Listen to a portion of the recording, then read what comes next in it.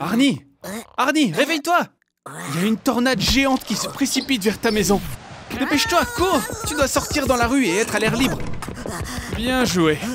Bon, bien sûr, pour vraiment sauver tes fesses, ça aurait été une bonne idée de te cacher dans le sous-sol de ta maison. Mais bien sûr, il est plus intéressant pour moi et pour nos téléspectateurs de voir ce qui t'arrivera à l'intérieur de cette tornade. T'es prêt? Et c'est parti! Alors, il y a quoi à l'intérieur? La largeur de l'entonnoir des plus grandes tornades peut atteindre 1500 mètres. Tu seras exactement là où ça tourne. Chaque année, aux États-Unis, environ 1000 tornades se forment. Et parmi elles, seulement quelques-unes sont vraiment gigantesques. Évidemment, tu as encore de la chance, Arnie. Tu es dans l'une de ces tornades. Je pense que c'est le bon moment pour parler de la basse pression et de la décharge d'oxygène. La pression atmosphérique à l'intérieur d'une tornade est si basse que tes poumons ne peuvent pas extraire suffisamment d'oxygène de l'air. Et après quelques minutes seulement, tu t'évanouis et tu suffoques. Enfin, j'en avais tellement marre d'entendre tes petits cris là. Un air aussi raréfié équivaut à escalader le mont Everest sans bouteille d'oxygène. Le tourisme de montagne, c'est clairement pas pour toi, Arnie. Mais à l'intérieur de la tornade, plutôt que de mourir par manque d'oxygène, tu vas probablement périr à cause de la collision avec d'autres objets traînés à l'intérieur avec toi. Tu sais, des arbres volants, des animaux, des voitures, des toits de maisons et même des maisons entières. Tout ce qu'on va rencontrer sur le chemin de la super puissante tornade sera détruit en morceaux et tourné à une vitesse pouvant atteindre 500 km/h. Et même si tu imagines que, par miracle, tu peux éviter ces collisions avec tous ces débris, et si une bouteille d'oxygène n'est pas un souci, et que tu survis d'une manière ou d'une autre à l'intérieur de la tornade, eh bien, n'oublie pas. La tornade va se terminer tôt ou tard. Et donc, l'entonnoir va te laisser partir, et tu tomberas d'une certaine hauteur pour revenir sur la terre ferme.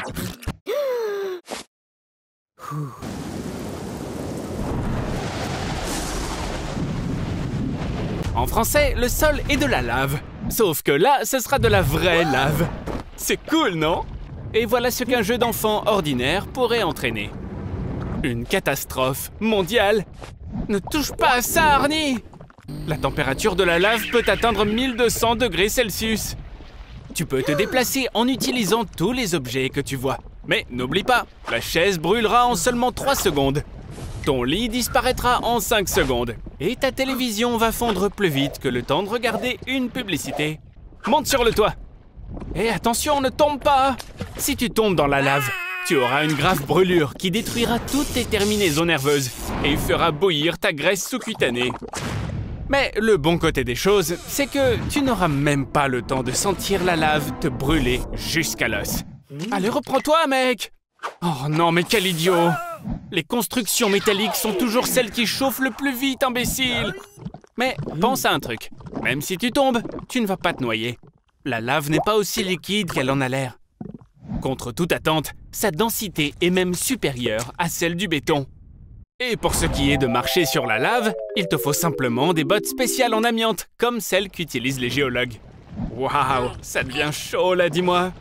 À cette température, toute l'eau des océans va bouillir et se transformer en une énorme marmite de soupe de poisson. Il est maintenant grand temps de sauver les derniers poissons du monde. Mais en réalité, le pire n'est pas la lave brûlante, mais ce qui se passe lorsqu'elle refroidit.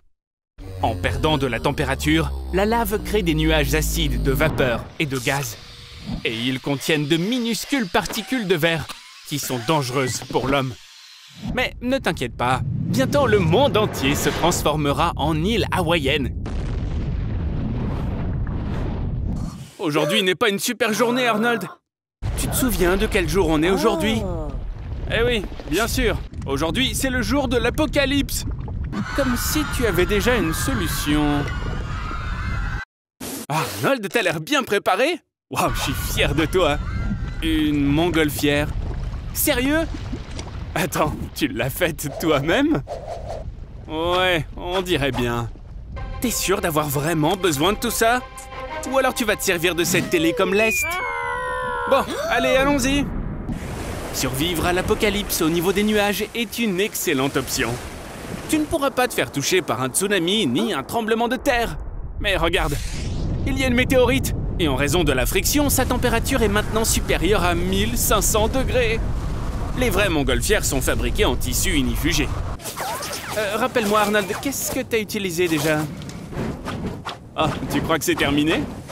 voici venir la pluie de débris de météorites. Alors, Arnie, combien de temps tu penses continuer comme ça?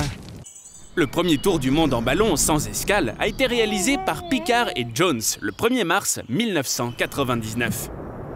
Ils ont atterri en Égypte après un vol de 41 000 km. Un vol qui a duré près de 20 jours. Félicitations, Arnold!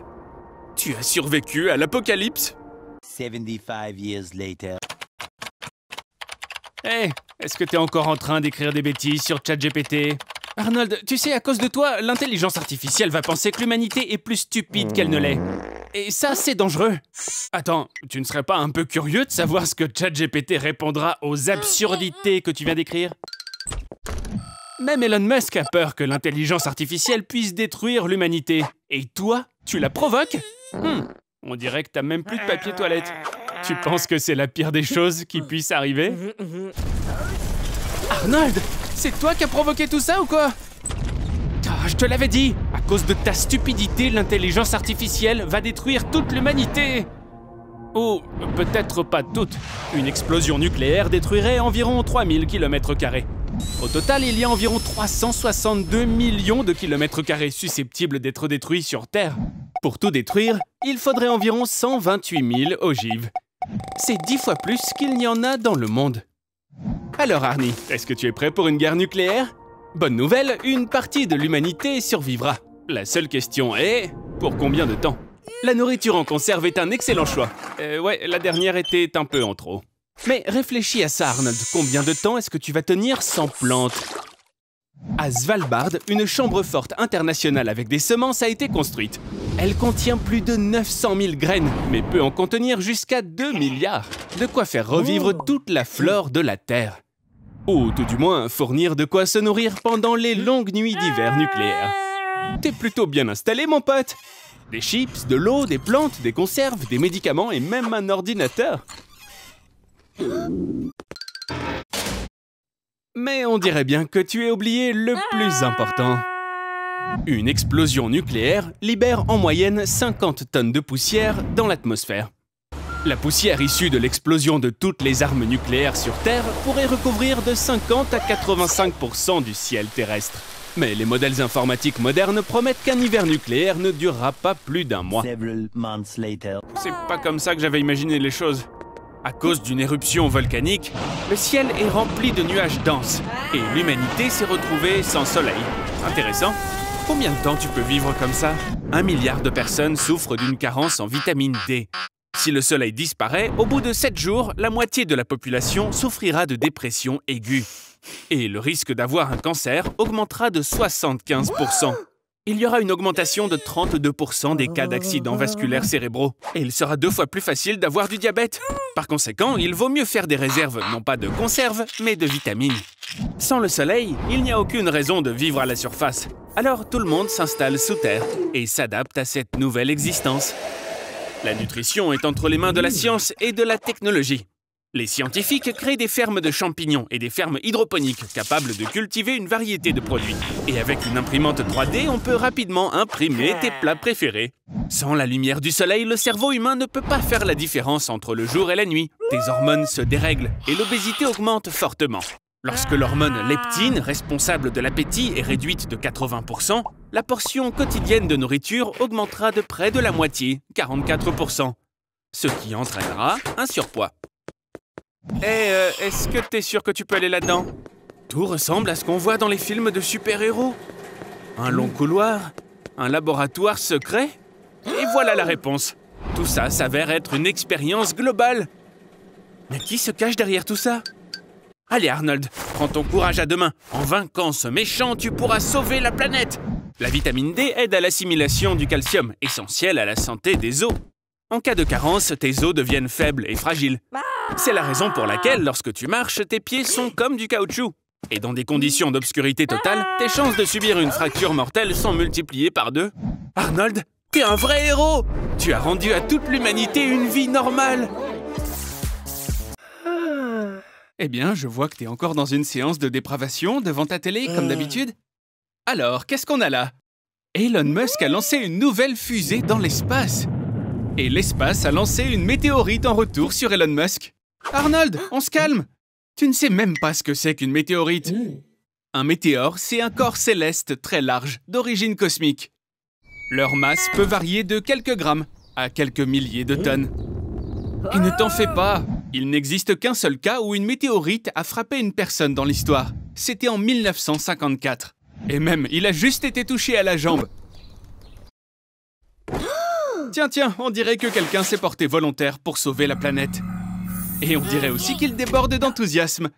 Ça ne m'étonnerait pas que cet épisode devienne le plus court de tous les temps. Et qu'il ait une fin heureuse. Ah non. Bon, c'est pas grave. Comme d'habitude, comme d'hab. On dirait que notre planète est sur le point d'être détruite. Ou peut-être qu'il y aurait un autre sauveur? Est-ce que ça pourrait être Arnold? Excellent. On va choisir une tenue pour toi. Alors, celle-ci, non. Ça, certainement pas. Oh non, surtout pas ça. Voilà, celle-là. C'est celle-là qu'il te faut. En fait, on pourrait se contenter de ce projet de SpaceX appelé DART. En 2022, il est prévu de lancer un vaisseau spatial qui pèse 500 kg pour qu'il percute un astéroïde nommé Didymos, et ce à une vitesse de 6 km par seconde. Le pilote automatique n'a pas encore été installé, donc tu vas devoir piloter manuellement, et ainsi devenir un vrai héros. Oh, waouh! Arnold, t'as réussi à survivre. Bon, à peu près comme toutes les autres formes de vie les plus minables, comme les microbes. Mais à présent, on a un petit problème avec l'eau. Après qu'une météorite de 100 km de diamètre ait frappé la Terre, l'onde de choc a détruit presque toute vie, sur un rayon de 100 000 km² autour. Il y a eu une énorme libération de soufre, et la poussière et les cendres de toute cette destruction se sont élevées dans la haute atmosphère, et ont bloqué l'accès aux rayons du soleil. Tu dois avoir faim.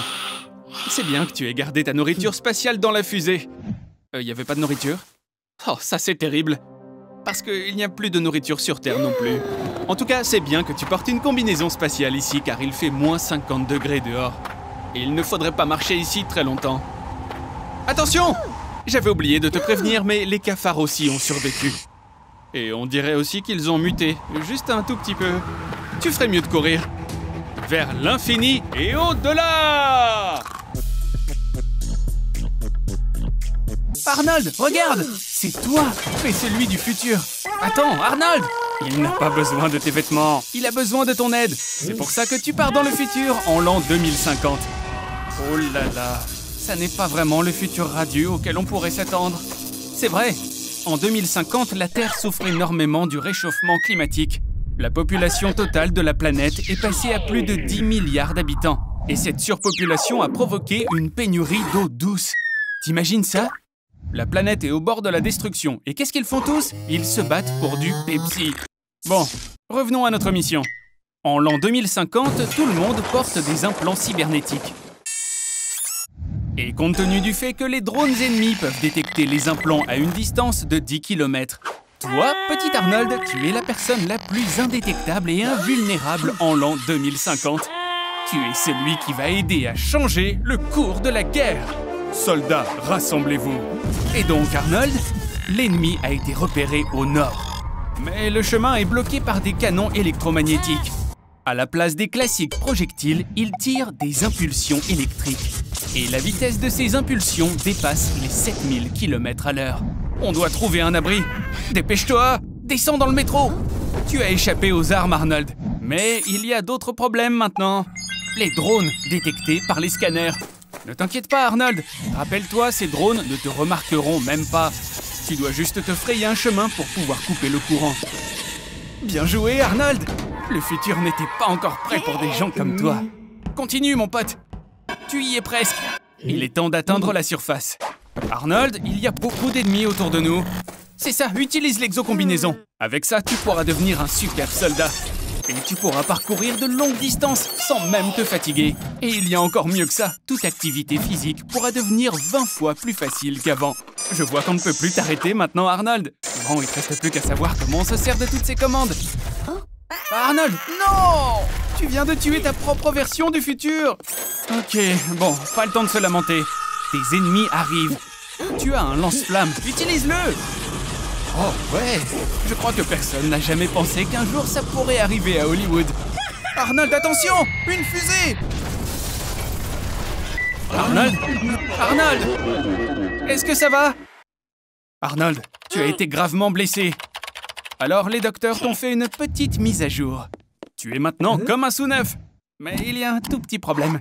À présent, nous avons besoin d'un soldat sans un plan. Et tu dois voyager dans le temps pour pouvoir le trouver.